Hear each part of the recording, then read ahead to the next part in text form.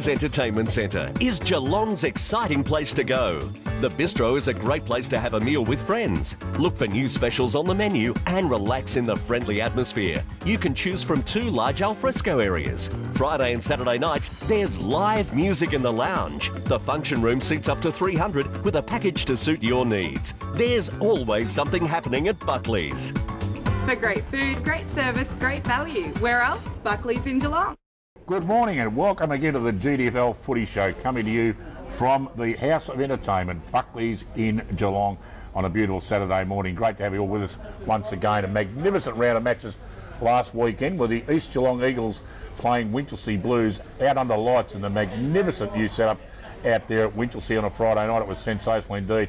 East Geelong too good for the Winchelsea Blues. And something we ought to mention too, that the Geelong Advertiser, yes, they got it wrong last week when they reported that Ricky O'Toole was on 15-match suspension. Well, he's actually only on 11, so get it right, Eddie, and we'll stick up for you, Rick. Don't you worry about that.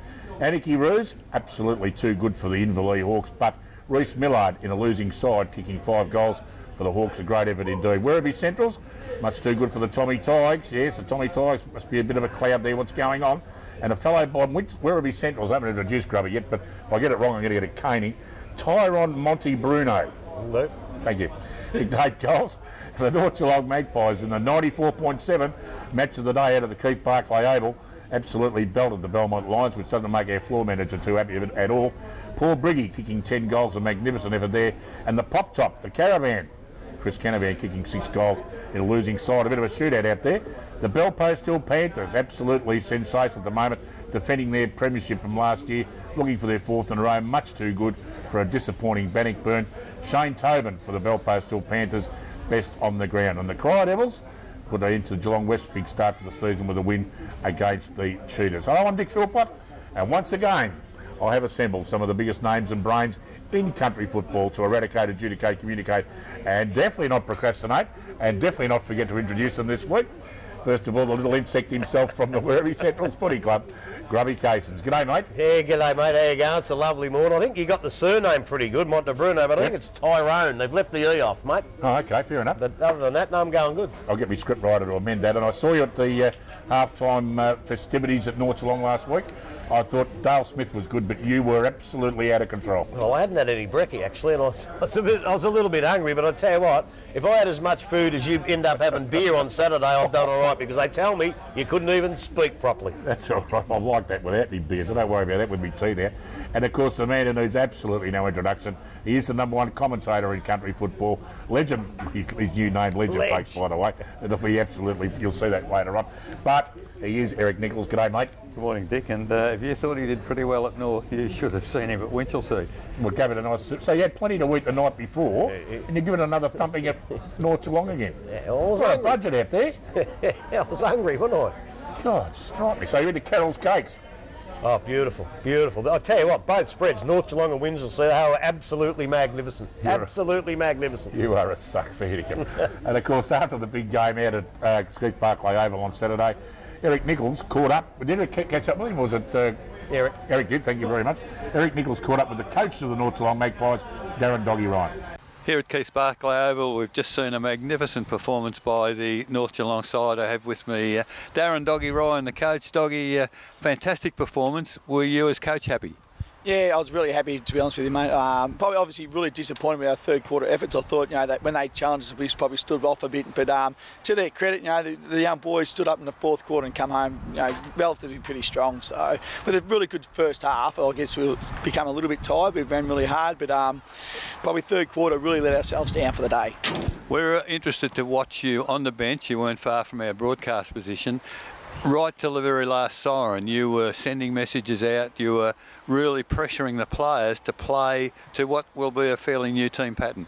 Yeah, well, at the end of the day, we're going to be playing Belpost Hill next week, and you've got your Thompsons and your East Geelongs. If we're going to play against good quality sides and beat them, we need to perform for 4 quarters of football, not 2.5, not 3.5. You might be 60 points, 70 points up. You've got to make sure we're driving, keeping to our structures and so forth. So I'm pretty harsh on it, but I want these kids to be bloody good footballers. So, and to do that, you need to make sure you keep driving each quarter.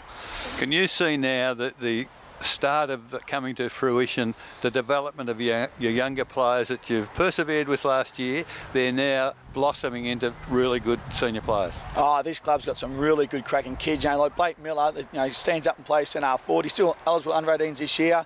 You know, centre half forward to play in the ruck. I played him all last year as a developing centre half forward, and there's no doubt that cost us probably 1 or 2 games last year. But you know, our hindsight was to make sure that we get Muff into a really good position as a key centre half forward in the competition. He's at 17. I think he's going to be a really dominant centre half forward in this competition, and I think we'll probably have him for 1 or 2 more years, and then I reckon he'll head off to maybe GFL. Hopefully not, but that's the reality of it. Is when you develop kids like that, you want them to go and see him playing greater heights.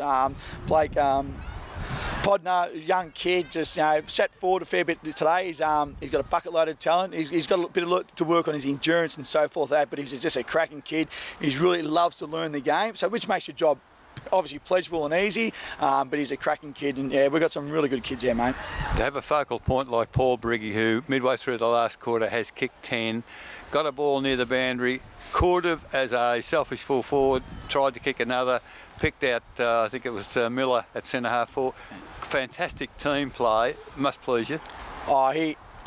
I love him, mate. Froggy's just from last year when I first started here. He was probably a bit of an individual, and then he's probably last 8 games of last year we slowly got him into playing that game type of football. And if you've seen today and last week, his work ethic for the side is second to none. He's probably the hardest working forward in the competition, and when he's moving, no one's going to stop him, mate. And that's what we reiterate to him, mate. Just keep moving, create opportunities, and whoever kicks goals, kicks them, and he's just a gem, mate. I suppose next week we start to see whether this year will bring to fruition what you've been trying to do against the top side, 3-time premiers. It'll be interesting to see how your patterns work next week at Myers Reserve. Oh, I'm really looking forward to it. I think it's a great challenge. I'm loving playing Balbo still. Like, to be honest with you, we get to play them twice this year, so it gives me 2 chances to have a crack at them. And they're a good side and extremely well coached. Brett Gerkic is a fantastic coach, and they've got a fantastic side with Jovanovic back this year, which I thought last year that's where they lacked, is another key forward, and now you've got Jovanovic back. They're going to be a tough side to beat, mate. There's no doubt they're tough, but I'm pretty confident if our boys perform, we can match it with them. Darren, congratulations again. Fantastic to have on board again. We look forward to seeing you next week. No worries, mate. Thanks, Ledge. Darren Ryan. And welcome back, and a great interview there from the Ledge. Eric Nicholls. What's going on there, Eric? The Ledge. Well, I hope, Dick, it was a term of endearment. Darren and I have known one another for a long, long time, and I guess we've done many interviews. I don't know where the Ledge came from. I should have asked him afterwards. Geez, it doesn't mean to say you're going out on the Ledge when you make your big predictions, Eric, does it? Might have pushed me over. We know the Legend's probably a good name for you, mate, because you've been a great contributor to not only country football, but a great career with the Geelong Cats as well. Actually, because of you, they've got those lights around Simmons Stadium now, I think. They're magnificent. They're not real bad, are they? They're looking all right. The ratepayers are pretty happy about it too. Anyway, we're going to take our short first break, Grubby, we're going to take. What's this, his testimonial, is it? No, we'll talk about you later on if I can find something nice to say, which is pretty doubtful. We're going to take our first break. When we come back, we've got an interview, a live interview with the coach of the Interleague side this year, the GDFL, in Paul Price, and he's going to talk to Eric and Grubby back after this.